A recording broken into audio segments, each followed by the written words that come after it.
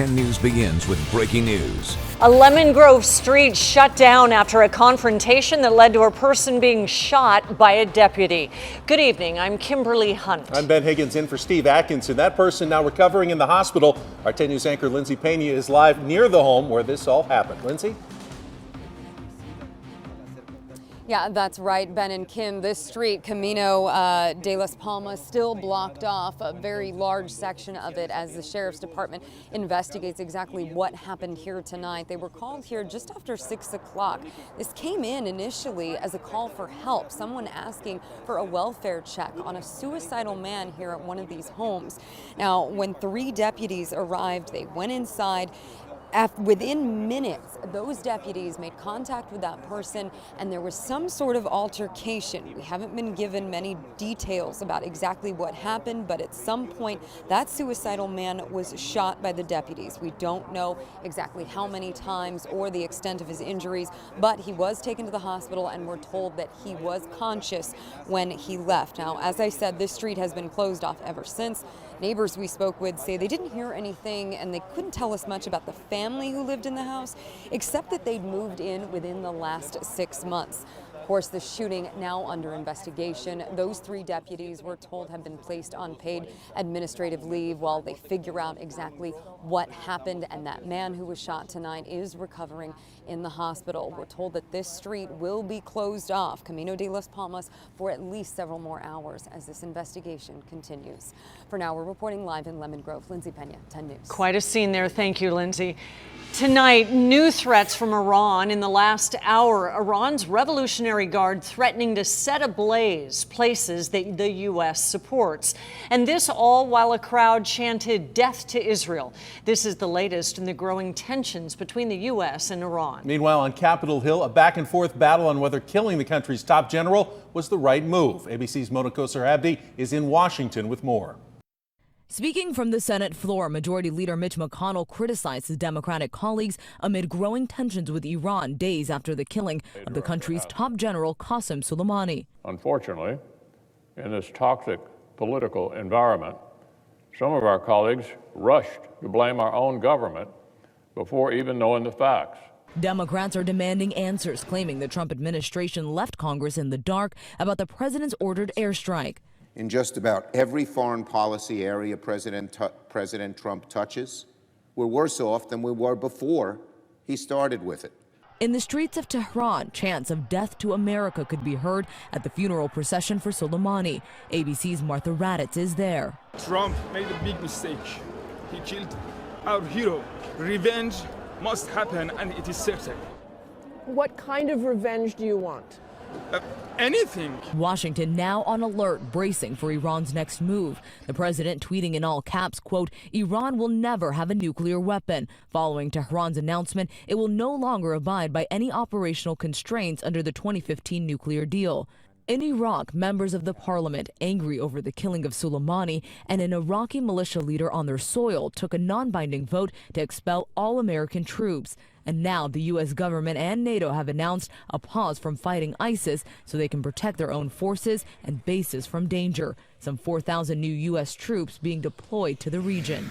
And on Wednesday, there will be an all-Senate meeting to discuss the Soleimani strike and the rising tensions with Iran. Mona Kosar-Abdi, ABC News, Washington. As tensions continue to rise in the Middle East, military bases here in San Diego are beefing up security measures. We spoke to a Marine Corps veteran who says this is a common practice when there's a credible threat or if something significant has happened involving the U.S. military.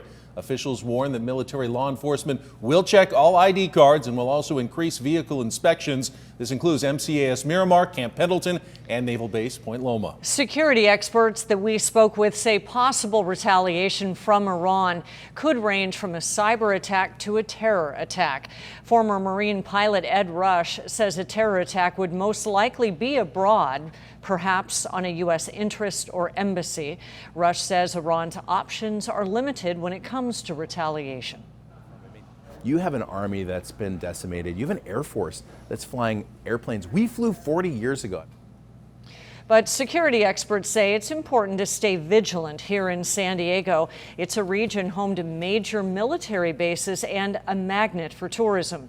We do want to point out that San Diego police say there is no credible threat.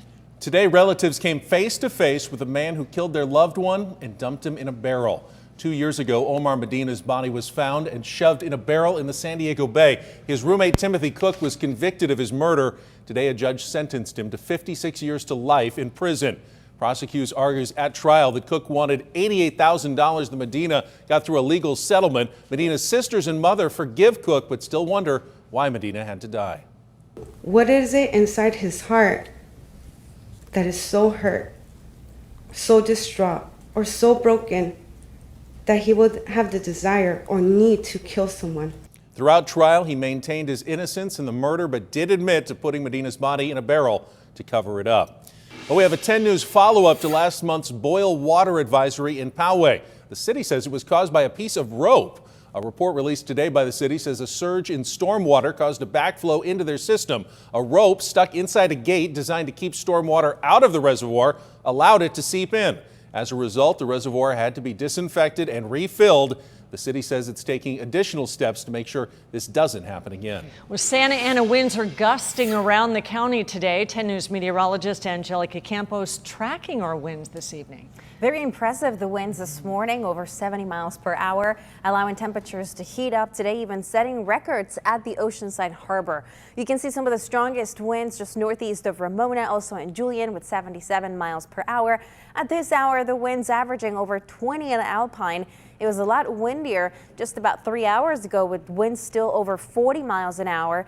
The winds will continue into tomorrow. However, conditions are improving. We broke the record of 80 degrees today from 2006 at the Oceanside Harbor. Temperatures there made it to 81. We'll see a cool down and a chance for showers later this week.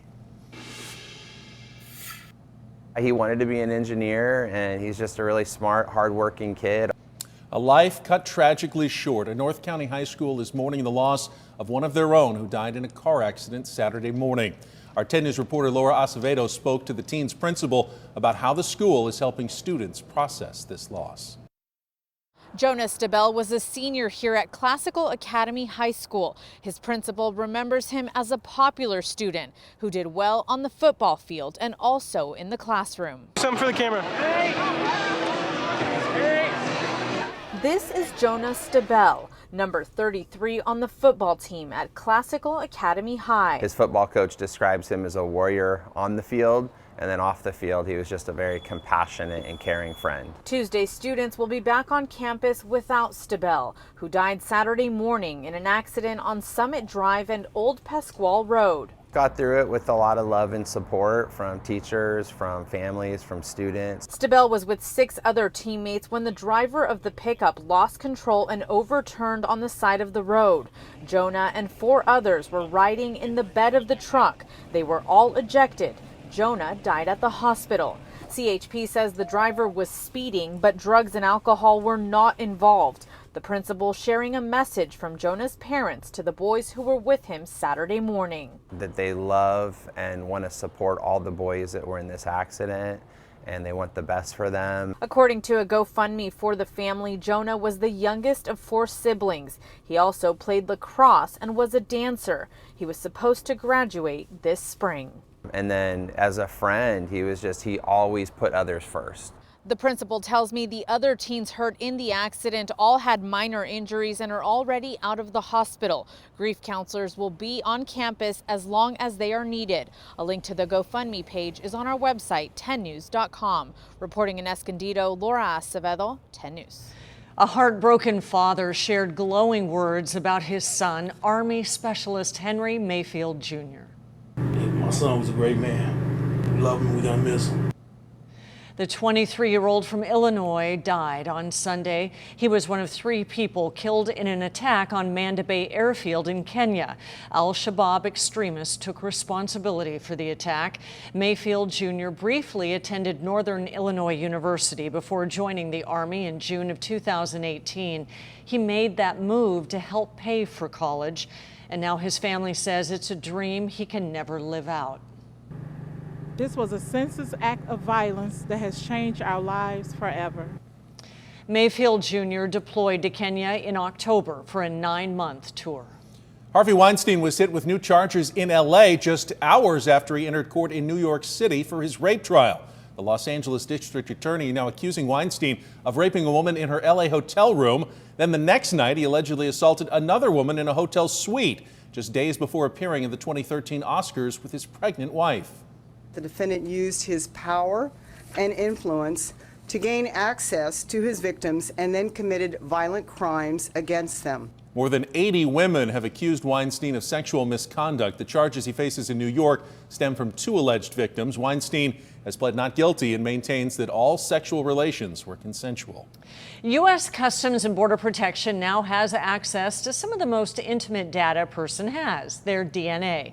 Starting today, the agency is collecting samples from some migrants.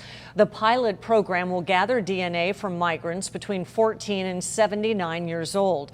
The samples will then be put into the FBI's combined DNA index system. Some Democrats are asking the administration to stop the collections, calling them, quote, unnecessary, unjustified, and invasive.